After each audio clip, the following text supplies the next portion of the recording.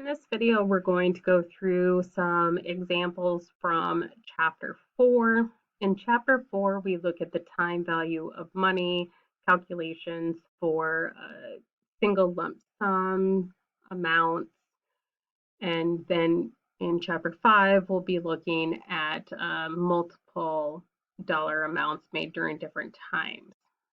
First, we're going to look at an example where we calculate the simple interest and the compound interest. For simple interest, the interest is only earned on the principal amount, regardless of how long you leave it in. With compounding interest, that interest is added onto the principal and the new amount earns the interest in the next year. So with simple interest, we would earn the same amount of interest every year. If our deposit is $7,900 and our interest rate is 7%, we would earn $7,900 times 7% in interest, or interest of $553 per year. We would earn that amount for 10 years. So 10 times $553 equals $5,530 in interest. That amount added to our principal deposit is how much money we would have in 10 years if we were earning simple interest. However, if we're earning compounded interest adds on each year. So then we use our future value formula from Chapter 4. So our future value formula is the present value times 1 plus the interest rate to the power of time, so the number of years.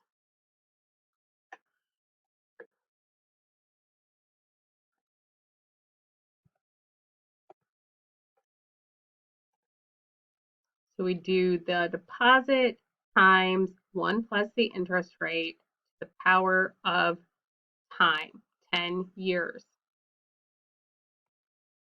That gives us a compound interest amount of $15,540.50.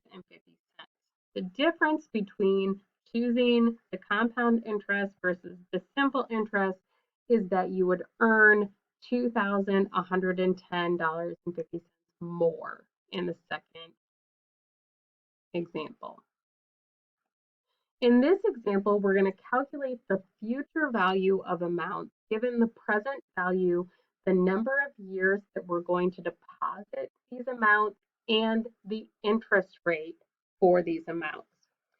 We can use the Excel two different ways to calculate those formulas. The first calculation is using the future value formula in Excel, which is FV. So you put equals FB and then a parentheses. You then follow Excel's suggestions for what you should pick. So first we pick the rate and then a comma.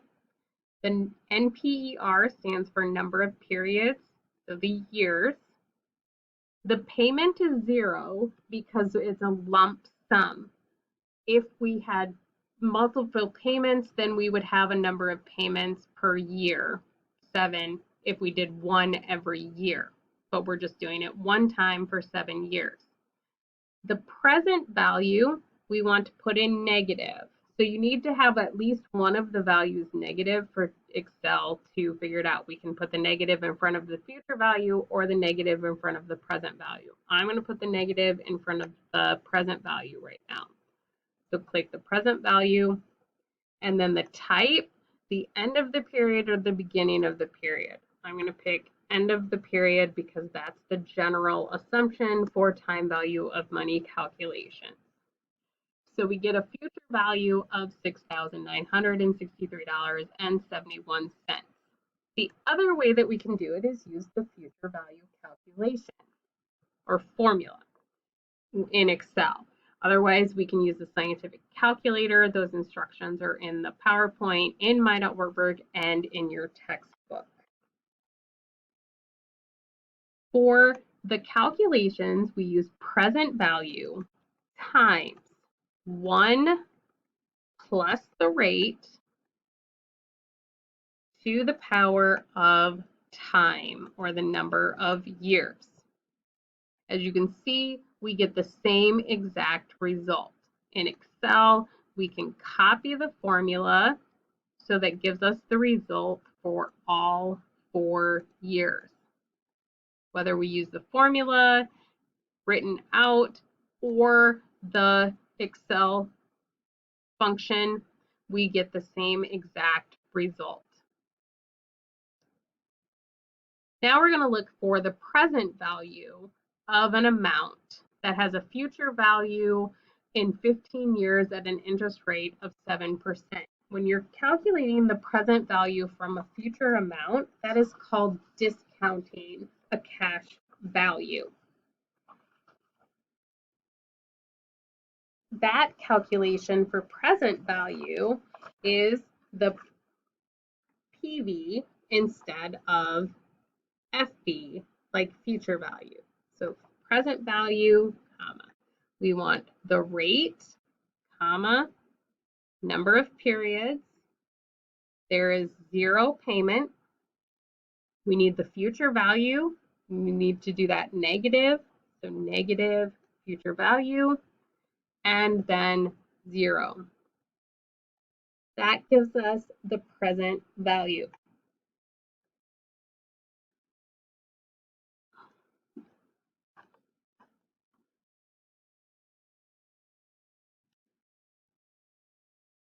In our next example, we're going to be calculating the rate. The rate is rate, and then parentheses, number of periods. Payment is 0 in all of these examples. The present value, and then we need to make the future value negative. So negative, the future value is in F5,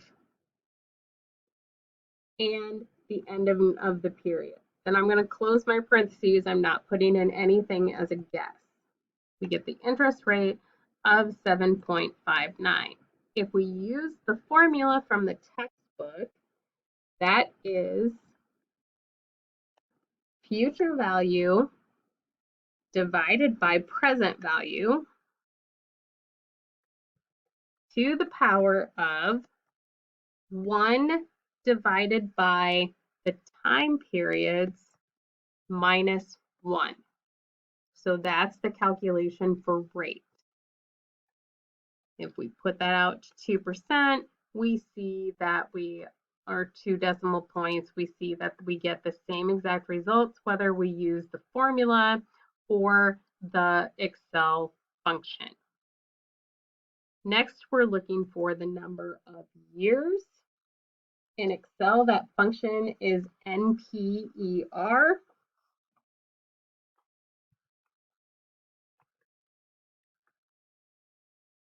So we start with rate. Payment is 0. The present value, then negative future value, and type is end of the period. That tells us how many years it takes for the present value at a rate of return of 8% to equal the future value. We can also use the time periods calculation for that. To use the mathematical formula for the years calculation, this is ln for the logarithm of a number, parentheses, future value divided by present value, parentheses, divided by the ln of 1 plus the rate. You can see we get the same exact number as our result. This example looks at a scenario. So assume the cost of college will be $235,000 when your child enters college in 18 years.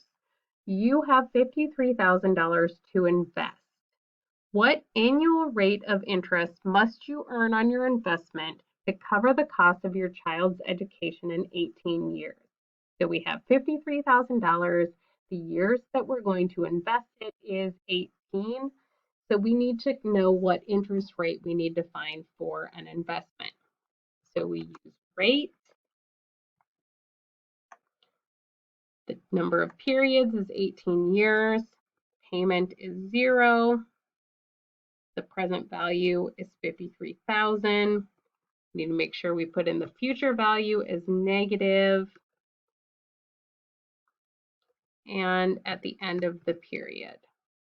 So we need an interest rate of 8.63% to guarantee that our $53,000 will be $235,000 in 18 years.